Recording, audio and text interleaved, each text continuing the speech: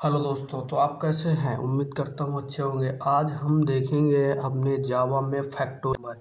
ये factorial number क्या होता है, कैसे जावा में बनाते हैं, ये आप तो आज इस क्लास में सीखने वाले हैं। ओके, बहुत ही इजी होगा। आपको ये कभी भी कहीं भी जावा के अंदर ये परेशान कर सकता है। और इसको हम इसको बिल्कुल शॉर्ट छोटे तरीके से और अलग अलग करके देखेंगे। ओके, तो चलिए स्टार्ट करते हैं। हम अपने जावा में फैक्टोरियल नंबर आपको ये मैथ में भी देखे होंगे कि फैक्टोरियल नंबर क्या होता है। आपको इससे मतलब पूरी तरीके से इंट्रोड्यूस होंगे कि ये फैक्टोरियल नंबर होता क्या है। तो आज हम इसको अपने एक HTML और जावा का यूज करके इसको बनाने वाले हैं। ओके, जावा लैंग्वेज जो कि बहुत ही इम्पोर्टेंट होते हैं इसके अंतर्गत ये फैक्टोरियल नंबर कभी भी पूछा जा सकता है। ओके, तो उसके लिए हमको सबसे पहले क्या करना होगा, HTML टैग को ओपन करना होगा। ओके, HTML टैग को हम ओपन कर लेंगे और साथ ही साथ इसको क्या कर लेंगे, HTML टैग को क्लोज कर लेंगे। ये एक कोडर की या जो भी बिगिनर्स है या नया है या पुराना है जो भी है, वो सबसे पहले यही एक मेथड चूज़ करता है कि अपनी ये कोडिंग है जो प्रोग्रामिंग लैंग्वेज की दुनिया है, इसमें अगर कोई अच्छे से सबसे कम एरर में चाहता है कि मेरा कोड सबसे पहले रन हो जाए या बहुत ही अच्छी जल्दी से रिजल्ट आ जाए, तो उसका एक ही मेथड होता है कि आप जो भी टैग को ओपन करिए उसको साथ में क्लोज कर दीजिए। जो भी ब्रैकेट जैसे करली ब्रैकेट का काम होता है उसको ओपन करिए, क्लोज कर दीजिए। इससे क्या होता है कि आपका जो एरर आने का चांस होता है ना, वो 0% हो जाता है अदर जो मेथड होते हैं उसके अकॉर्डिंग इस मेथड से। तो इसलिए इस मेथड को आपको अप्लाई करना चाहिए। ओके, हम फुल्ली पूरा तरीके से प्रोग्राम लिखने वाले हैं। उसके बाद HTML के बाद हम लिखते हैं हेड टैग। ये हेड टैग क्या होता है? हेड टैग ये होता है जैसे हमारे शरीर में हेड होता है ना, वैसे ही ये हेड होता है। मतलब ये हेड पार्ट होता है जो हमारा ऊपर मतलब जो स्क्रीन होगी आउटपुट के लिए ब्राउज़र पर, उसके सबसे ऊपरी स्क्रीन पर जो इसके अंदर हम लिखेंगे वो दिखेगा। ओके, तो ये हो गया हेड टैग। हेड टैग के अंदर हम क्या लिखते हैं, टाइटल लिखते हैं। और अब टाइटल लिखते हैं। मैंने हेड टैग को ओपन किया और साथ में ही क्या कर दिया, क्लोज कर दिया हेड टैग को। ओके, उसके बाद हम क्या लिखेंगे, टाइटल लिखेंगे। टाइटल लिखेंगे और टाइटल के अंदर हम कुछ भी लिख सकते हैं। सपोज आप करिए अपना नाम लिखिए या अपने प्रोग्राम का जो प्रोग्राम करने वाले हैं, जैसे हम फैक्टोरियल नंबर करने वाले हैं, हम फैक्टोरियल नंबर का नाम लिखते हैं। ओके, हम फैक्टोरियल नंबर का एक जो वर्ड है वो लिखते हैं फैक्टोरियल। ओके, आप ऐसा भी नाम दे सकते हैं जिससे आपको ये याद रहे कि हाँ हमारा प्रोग्राम क्या है। ओके, या अपना कुछ भी वैसा नाम दे सकते हो शॉर्ट सा जो आपका ब्राउज़र पर दिखेगा। ये मतलब मैंडेटरी नहीं है कि आप इसमें कुछ ऐसा दे देंगे या कुछ नया दे देंगे तो ये प्रोग्राम रन नहीं होने देगा। इससे कोई प्रॉब्लम नहीं होती। ये फुल्ली आपके अकॉर्डिंग होता है, आप कुछ भी इस पर दे सकते हैं। ओके, ये हमने कर दिया टाइटल को क्लोज। देखिए ये एक अच्छा लगता है जब आप पूरे स्टेप को फॉलो करते हैं। और तो आप इसको कट भी कर सकते हैं हेड को। ओके, बट इसको लगाते हैं तो एक अच्छा मतलब कोड तैयार होता है, देखने में अच्छा लगता है और आपकी क्या होती है, प्रैक्टिस भी होती है। इसके बाद हम बॉडी को ओपन करेंगे। बॉडी मतलब जैसे बॉडी पार्ट होता है वैसे ही हमारी कोडिंग में एक बॉडी टैग होता है जो हमारे ब्राउज़र पर बॉडी पार्ट में दिखाएगा आपका आउटपुट। मतलब जो मेन स्क्रीन होती है वो बॉडी के ही अंदर होती है। हमने बॉडी को ओपन किया और बॉडी को कर लेंगे क्लोज। ओके, हमने बॉडी टैग को क्या कर लिया, क्लोज। अब इसके बाद आप इसके अंदर जो भी लिखेंगे आपको मैंने बता दिया कि वो आपके जो आउटपुट आएगा उसकी मेन स्क्रीन पर दिखेगा। बॉडी पार्ट यानी बीचों बीच जो स्क्रीन होता है, वर्क एरिया होता है, वहाँ पे दिखेगा। मैं सपोज क्या करता हूँ, एक पी टैग का यूज करता हूँ। पी टैग को आपको मालूम होगा, पी टैग का मतलब होता है पैराग्राफ टैग। इस पर कोई भी आप पैराग्राफ लिख सकते हैं। मैं लिखता हूँ फैक्टोरियल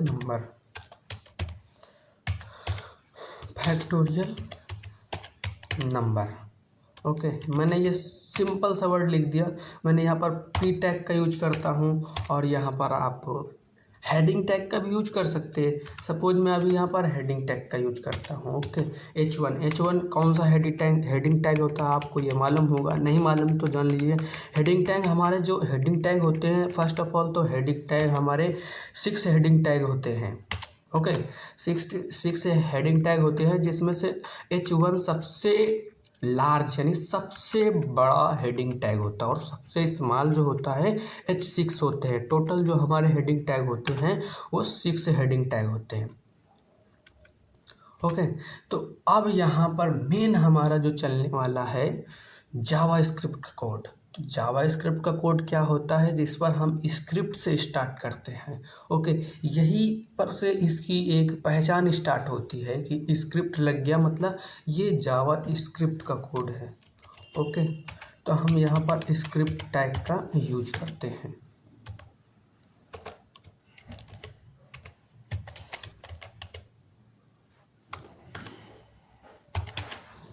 ये हमने क्या कर दिया, स्क्रिप्ट टैग को ओपन कर दिया और ये स्क्रिप्ट टैग को क्लोज कर दिया।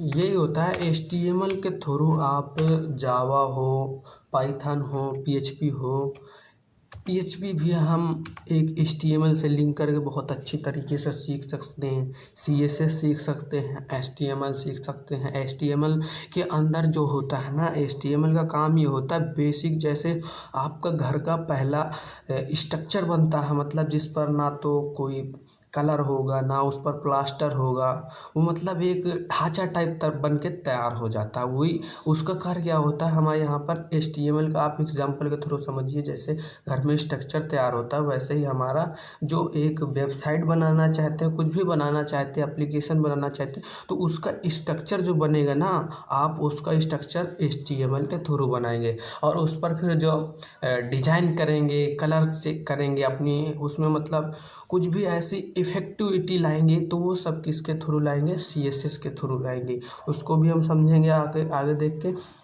और उसके बाद जो जावा स्क्रिप्ट होती है, जावा स्क्रिप्ट के थ्रू आप उसको एक मतलब एक जैसे जिंदा व्यक्ति होता है ना, वो अपना एक्टिविटी करता है, वैसे ही हम जावा स्क्रिप्ट के थ्रू अपने वेबसाइट पर कोई ऐसी एक्टिविटी करा सकते हैं। जैसे हमारी जावा स्क्रिप्ट का जो यूज करके हम अपने जो भी वेबसाइट बनाएंगे उसको मतलब एक जिंदा व्यक्ति के तरीके, जैसे हमने कोई फॉर्म पर लिखा और उसको सबमिट कर रहे हैं, तो वो सबमिट बटन का रिस्पॉन्स आना चाहिए, वो हमारा फॉर्म सबमिट हो जाना चाहिए। जो भी जैसे हमने कहा कि हमारे 2 नंबर सम हो जाए, प्लस हो मतलब माइनस हो जाए, तो ये हो जाता है। तो मतलब एक तरीके से क्या हुआ कि ये हमारी वर्क कर रही है, जैसे जिंदा व्यक्ति काम करता है, वैसे हमारी वेबसाइट जावा स्क्रिप्ट के थ्रू क्या करती है, काम करने लगती है। ओके, तो यहाँ पर हम अपना फैक्टोरियल नंबर देखते हैं। फैक्टोरियल नंबर आपको मैं पहले फर्स्ट स्टेप से बताता हूँ, उसके बाद और ही ईजी और इफेक्टिव तरीका हो जाएगा। सबसे पहले हमें क्या करना होगा, हमें एक वेरिएबल देना पड़ेगा। क्या देना पड़ेगा, वेरिएबल देना पड़ेगा। वेरिएबल मीन्स उसको हम लिखते हैं वेर के नाम से। ओके, ये एक वेरिएबल दे दिए।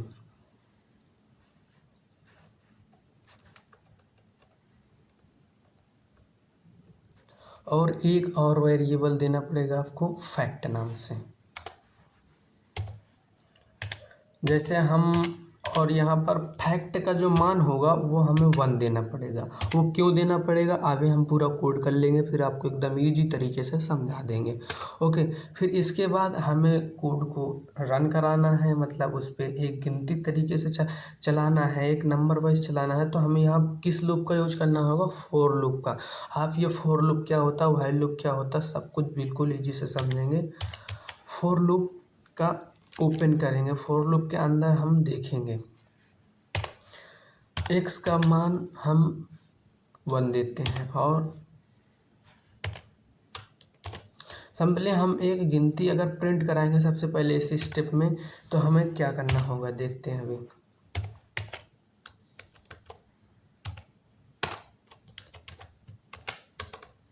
ये होता है करली ब्रैकेट। करली ब्रैकेट जो जावा स्क्रिप्ट में बहुत इंपॉर्टेंट होता है।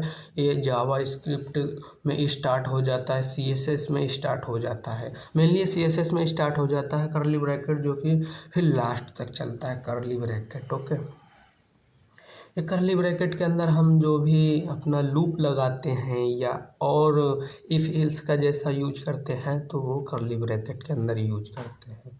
ओके, तो हमने यहाँ पर फॉर लूप में दे दिया एक्स की वैल्यू 1, देन एक्स की वैल्यू एक्स के बराबर हो या उसके कम हो, मतलब इस सिंबल जो लगा है इक्वल टू या लेस देन का, ये इसका मतलब ये है कि इससे कम होगा तो प्रिंट होगा और इसके बराबर होगा तो प्रिंट होगा। और ये एक्स प्लस प्लस का मतलब ये है कि हर बार एक प्लस हो जाएगा। ओके, और जब 10 जैसे हम यहाँ पर मान लीजिए 10 दे देते हैं, जितनी भी संख्या आपको चाहिए तो ये वहाँ तक लूप चलेगा। अगर आपको याद रखना है, अगर आप यहाँ पर वैल्यू नहीं देते तो आपका जो भी ब्राउज़र होगा वो क्या हैंग हो सकता है। इसलिए आपको इस कोड में थोड़ा ज़्यादा देखने की ज़रूरत है यहाँ पर समझने की, क्योंकि यहाँ पर वैल्यू देना ज़रूरी है। हम अपने ये जो लूप होगा, ये लूप का क्या मतलब होता है, ये लूप होता है मतलब ये गोल गोल सर्कल में चलना, जिसमें अगर आप यहाँ पर वैल्यू नहीं देंगे तो ये चलता रहेगा, पूरा आपकी जो स्टोरेज होगी वो भरती रहेगी, क्योंकि आपने कंडीशन ही नहीं देंगे यहाँ पर। तो यहाँ पर कंडीशन देना ज़रूरी है। आप कुछ भी प्रिंट करा सकते हैं, बट यहाँ पर क्या होगा, आपको कंडीशन देना ज़रूरी है।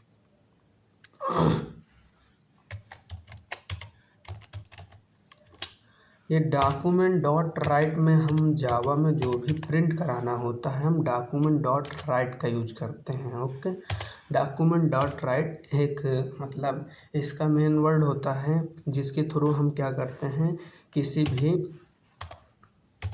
प्रिंट कराने वाली चीज़ को इससे प्रिंट कराते हैं डॉक्यूमेंट डॉट राइट से। ओके, ये एक हम जैसे सिंपली कोई गिनती लिखना चाहते हैं, एक सीक्वेंस है, तो हम ये कोड होगा। अभी हमने पहला स्टेप बताया जिस पे हम देखते हैं क्या हमारा कोड वर्क कर रहा है या नहीं कर रहा। देखिए यहाँ पर हमारा एरर आ गया, बट हमने जो H1 टैगिंग हेडिंग में दिया था फैक्टोरियल नंबर वो वर्क कर रहा है।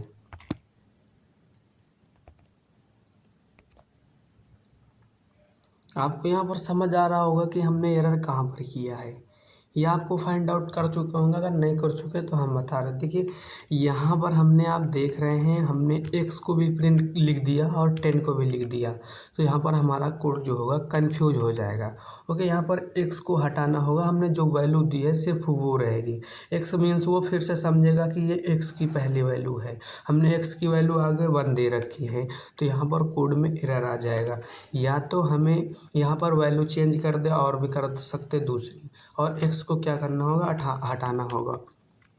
तो अब हमारा जो कोड होगा पूरे तरीके से सही होगा। आप चेक करते हैं ये रन होता है या नहीं, डेफिनेटली ये कोड रन हो जाएगा। ओके, और कितने बार होगा, ये 10 टाइम्स रन होगा। ओके, देखते हैं। ये देखिए हमारा कोड क्या हुआ, रन हो गया। हमारे कोड में 1 से लेकर 10 तक जो गिनती है वो प्रिंट हो गई। ओके, जैसे आपको इसमें कोई सी भी बड़ी संख्या प्रिंट करानी है तो आप इस फॉर लूप के थ्रू करा सकते हैं। और इस पर और भी जैसे कोई टेबल चलाना है जिसमें आपको आगे का सीक्वेंस रखना है, उसमें आप ये यूज़ कर सकते हैं। मतलब जिसमें आपको एक बढ़ते हुए क्रम में या घटते हुए क्रम में जैसे भी आपको चाहिए इस फॉर लूप से आप कर सकते हैं। ओके, ऐसे ही आप रिवर्स सीक्वेंस में आप एक गिनती को प्रिंट कर सकते हैं इसी फॉर लूप के थ्रू। ओके, तो ये बहुत इम्पोर्टेंट है, गिनती को या संख्या को कैसे प्रिंट करा सकते हैं। अब इस पर हम देखते हैं जो मेन हमारा फैक्टोरियल नंबर है उसको कैसे करते हैं। तो उसके लिए हमें ये जो डॉक्यूमेंट डॉट राइट है ना, इसको हमें ये करली ब्रैकेट के बाहर करना होगा और इसके अंदर हमारा मेन कमांड देना होगा। ओके, जैसे हम यहाँ पर सिलेक्ट करके इसको कट कर लेते हैं और यहाँ पर हमें मेन कमांड देना होगा। हम फैक्टोरियल नंबर में जैसे एक संख्या को दूसरी संख्या से एक मल्टीपल करना होता है, उसमें यहाँ पर देखेंगे वैल्यू कैसे ऐड करेंगे, दोनों को जोड़ेंगे। जैसे एक गिनती है बढ़ते क्रम में और फैक्टोरियल नंबर है। फैक्ट के जैसे हमने वेरिएबल एक दिया फैक्ट, वैसे ही हम फैक्ट में और एक्स की वैल्यू दोनों को ऐड करेंगे। तो यहाँ पर हम फैक्ट को लिख लेंगे, फैक्ट बराबर फैक्ट जो है और मल्टीपल का जो सिंबल होता है, मतलब एक गुणा करने के लिए जो सिंबल होता है वो यहाँ पर अपने कोड में, एक प्रोग्रामिंग में ये स्टार प्रिंट करते हैं। तो ये इसका ये कोड समझता है कि हाँ हमें क्या करना है, मल्टीपल करना है संख्या के बीच में। तो उसका मतलब यहाँ पर यही होता है, आपको ये याद रखना। और इसके बाद हम किससे कराना चाहते हैं, एक्स की वैल्यू से कराना चाहते हैं यहाँ पर मल्टीपल। ओके, तो यहाँ पर ये हमारा एक रेडी हो चुका है। अब देख लेते हैं हम इसका अब प्रिंट करा के कि फैक्टोरियल नंबर काम करेगा ना। हमने यहाँ पर क्या दिया, 10 दिया। 10 दिया, हमें क्या चाहिए, 10 का फैक्टोरियल नंबर चाहिए। ये बात याद रखना है आपको कि इसका क्या आउटपुट आना चाहिए। तो हम यहाँ पर लिखते हैं डॉक्यूमेंट डॉट राइट। ये थोड़ा इसमें अगर आपकी मीनिंग मिस्टेक होगी तो आउटपुट नहीं आएगा, ये बात आपको याद रखना है। ओके, तो यह हमने एक दे दिया, यानी कि हमने प्रिंट करा दिया। यहाँ पर देखिए फैक्ट में हमने क्या दिया, फैक्ट बराबर जो वेरिएबल फैक्ट है 1 है, और यहाँ पर हमने इसके एक्स के बीच में गुना करा दिया, इस एक्स की वैल्यू से गुना करा दिया। ओके, देखते हैं हमारा आउटपुट क्या आएगा, ये कोड रन करता है या नहीं। देखिए यहाँ पर हमारा कोड पूरे तरीके से सही था। ये होता है 10 का फैक्टोरियल नंबर। आपको मैथ में इंटरेस्ट है तो आपके लिए ये आउट कोड भी बहुत ही इंटरेस्टिंग होगा, क्योंकि आपको जैसे मैथ में कोई क्वेश्चन सॉल्व करने में एक अपने आप में खुशी महसूस होती है, फील होती है, तो वैसे ही हम कोड में जब कोई कोड को रन कर लेते हैं हमें एक अजीब सी खुशी महसूस होती है। तो ये प्रोग्रामिंग दुनिया में हमने जैसे ही बताया कि आप इस पर जितना ज़्यादा पढ़ेंगे, जितना ज़्यादा नॉलेज लेंगे, बहुत ही इम्पोर्टेंट है। तो हमने क्या किया, यहाँ पर फैक्टोरियल नंबर 10 का प्रिंट करा दिया। ओके, फैक्टोरियल नंबर क्या होता है आपको समझ में आ चुका होगा। अब इसको देखते हैं हम, जो दूसरा स्टेप है वो दूसरा स्टेप क्या है वो भी देखते हैं, और बहुत ही इंटरेस्टिंग है वो। अब इसमें हमें क्या करना है, हम चाहते हैं कि कोई कोड में ना जाए, वहीं आउटपुट से रिफ्रेश करके, जैसे हमें 10 की चाहिए, किसी को चाहिए 20 की चाहिए, 50 की चाहिए, 30 की चाहिए, तो वो वहीं ब्राउज़र से चेंज कर ले और आउटपुट अपना अचीव कर ले। तो उसके लिए हमें क्या करना होगा, जो हमने यहाँ पर 10 दिया है इसके लिए हमें क्या करना होगा, प्रॉम्प्ट का यूज करना होगा। प्रॉम्प्ट क्या होता है वो भी जानेंगे। प्रॉम्प्ट में क्या होता है, हम किसी से उसका नाम लेना चाहते हैं और कुछ वैसी चीज़, मतलब इनपुट के थ्रू एक जो ब्राउज़र पे रन करेगा उससे आप लेना चाहते हैं, तो यहाँ पर हम प्रॉम्प्ट का यूज करते हैं। प्रॉम्प्ट में 2 बटन होती हैं, ओके, कैंसिल, जिस पर अगर आप कैंसिल करते हैं तो वो कैंसिल हो जाता है, मतलब वो जो उस पर वर्क होने वाला है वो रुक जाता है। तो हम प्रॉम्प्ट को कैसे यूज करते हैं वो देखते हैं। तो यहाँ पर आप कोई सा भी वर्ड लिख सकते हैं ABCD में, जो कि आपको अपने हिसाब से चूज कर लेना है। मैं यहाँ पर देता हूँ के, जो मैंने के दिया प्रॉम्प्ट के लिए। और उसके बाद हमें प्रॉम्प्ट के लिए यहाँ अपने ऊपर स्क्रिप्ट के नीचे प्रॉम्प्ट बनाना पड़ेगा। तो मैंने क्या दिया था, के दिया था, मैं के बराबर करता हूँ प्रॉम्प्ट। हमने यहाँ पर क्या दिया, प्रॉम्प्ट। प्रॉम्प्ट एक पॉपअप मेनू के तरीके खुलेगा, जिस पर हम पूरा एक लाइव तरीके से देखेंगे ये प्रॉम्प्ट कैसे वर्क करता है। हमने दिया यहाँ पर डबल कोट, यहाँ पर हम मांगते हैं कि इंटर योर एनी नंबर, आप जो भी नंबर देना चाहते हैं।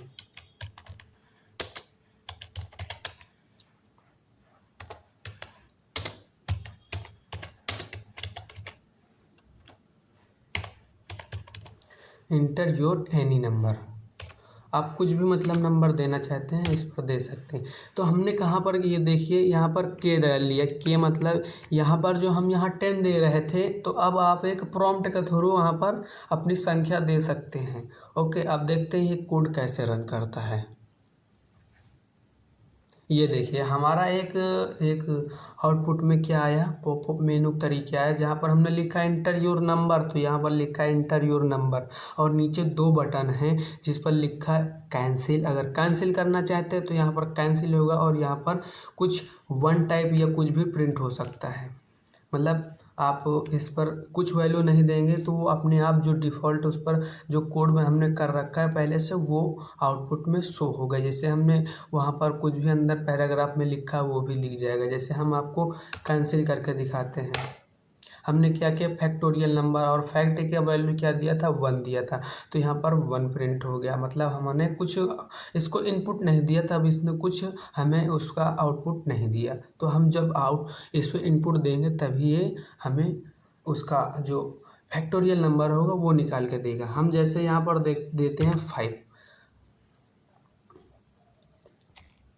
हम यहाँ पर दे देते हैं 5। जैसे हमने 5 दिया, अब 5 का हमें क्या चाहिए, फैक्टोरियल नंबर चाहिए। हम यहाँ पर कर देते हैं ओके, हाँ जी हमें 5 का फैक्टोरियल नंबर चाहिए।